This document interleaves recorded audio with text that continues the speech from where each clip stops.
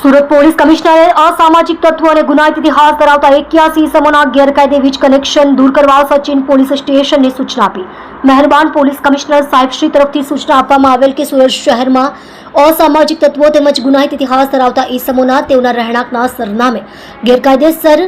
વીજ કનેક્શન ધરાવતા હોય તેવા વીજ કનેક્શન દૂર કરવાની સૂચના આપવામાં આવેલ। જે અનુસંધાને સચિન પોલીસ સ્ટેશનમાં ગુનામાં સંડોવાયેલા અને ગુનાહિત ઇતિહાસ ધરાવતા કુલ 81 ઇસમોનો સમાવેશ કરવામાં આવેલ છે, જે પૈકી કુલ 29 ઇસમો સચિન વિસ્તારમાં રહેતા હોય અને તેઓના રહેણાંક વિસ્તારમાં ડીજીવીસીએલના અધિકારી તેમજ પોલીસના અધિકારીઓ તથા સ્ટાફના માણસો સાથે આજરોજ ચેકિંગ હાથ ધરવામાં આવેલ, જેમાં કુલ 15 જેટલા ગુનાહિત ઇતિહાસ ધરાવતા ઇસમોના રહેણાંકના સરનામે ચેક કરતા જે પૈકી 14 જેટલા ઇસમોના વીજ